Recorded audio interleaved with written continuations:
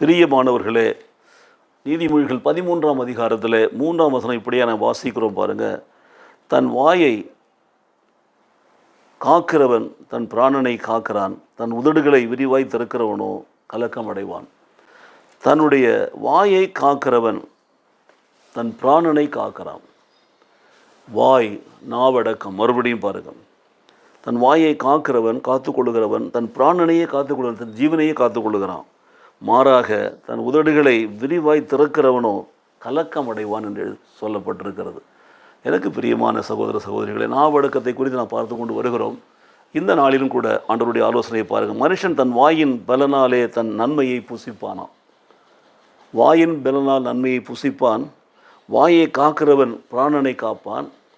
மாறாக தன் உதடுகளை விரிவாய் திறக்கிறவன் அவன் என்ன பண்ணுவான்? கலக்கம் அடைவான். அவனை குறித்து முந்தின வசனம் சொல்லுகிறது, துரோகிகளினுடைய ஆத்துமாவோ கொடுமையை புசிக்கும் என்று சொல்லப்பட்டிருக்கிறது. நம்முடைய வாழ்க்கையில் வேத வார்த்தைகளை வாசித்து தியானிக்கிற பொழுது நாம் எதை செய்ய வேண்டும், எதை செய்யக்கூடாது என்று சொல்லி தெளிவாய் சொல்லுகிறதை உணர்ந்தவர்களாக, அதை அறிந்தவர்களாக, உணர்ந்து தெளிந்தவர்களாக நம் வாயின் பலனால் நன்மைகளை பெற்றுக்கொள்ளும்படி நம்முடைய வாயை, நம்முடைய நாவை நாம் காக்க வேண்டும். அப்படி நாம் காக்கிற பொழுது நன்மைகளை பெற்றுக்கொள்ளுகிறோம், பிராணனை காத்துக்கொள்ளுகிறோம், தேவனுக்கு பிரியமான பிள்ளைகளாய் நடக்கிறோம்.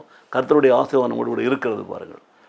மாறாக வாயை அடக்காமல், நாவை அடக்காமல் நாம் பேசுகிற காரியங்கள் விரிவாய் திறப்பதும் அதிகமாய் பேசுவதும் நமக்கு வேதனைகளை கொண்டு வரும்.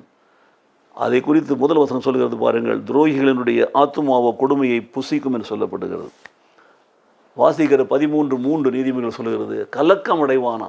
அப்போது நாவை காக்காதவன் கலக்கம் அடைவான், கலங்குவான், வேதனைப்படுவான். நாவை காக்காதவனுடைய வாழ்க்கையில் துரோகம் வரும், துன்மார்க்கம் வரும், அழிவை தேடிக்கொள்கிறான், ஆத்துமாவையும் எழுந்து விடுகிறான். மாறாக நாவை காக்கிறவன் நல்ல பலனை, நன்மையான காரியங்களை புசிக்கிறான், ஜீவனை, பிராணனை காத்துக்கொள்ளுகிறான், தேவனுக்கு பிரியமான மகனாக நடக்கிறான். தேவன் அவனை ஆசீர்வதிக்கிறார். ஆகவே எனக்கு பிரியமான சகோதர சகோதரி, மீண்டும் மீண்டும் நீதிமொழிகளில் எடுக்கிற காரியங்கள் எல்லாமே நாவடக்கத்தை குறித்து தான் நான் சொல்லி கொண்டு வருகிறேன். நம்ம நாவை அடக்குவோம், உதடுகளின் வார்த்தைகளை அடக்குவோம், வாயை காவல் வையும் என்று சொல்லி ஜெபித்துவிட்டு வாயை அடக்குவோம், வார்த்தைகளை நிதானித்து பேசுவோம். நம்முடைய வாழ்க்கையில் கர்த்தர் நம்மை சந்தோஷமாக, சமாதானமாக, அமைதியாக நடத்துவார். ஒவ்வொரு நாளும் நன்மைகளை நாம் புசிப்போம், நன்மையான காரியங்களை பெற்றுக்கொள்வோம். அதோடு மாத்திரமில்லாமல் ஒவ்வொரு நாளும் அவர் நம்முடைய ஜீவனை காக்கிறார், பிராணனை அழிவினுக்கு விலக்கி பாதுகாக்கிறார். ஆகவே எனக்கு பிரியமான சகோதர சகோதரிகளே, இனி நம்முடைய நாவுக்கு ஒரு பூட்டு போடுவோமா? ஒரு வாய்க்கும் ஒரு பூட்டு போடுவோமா? வார்த்தைகளை அடக்குவோமா?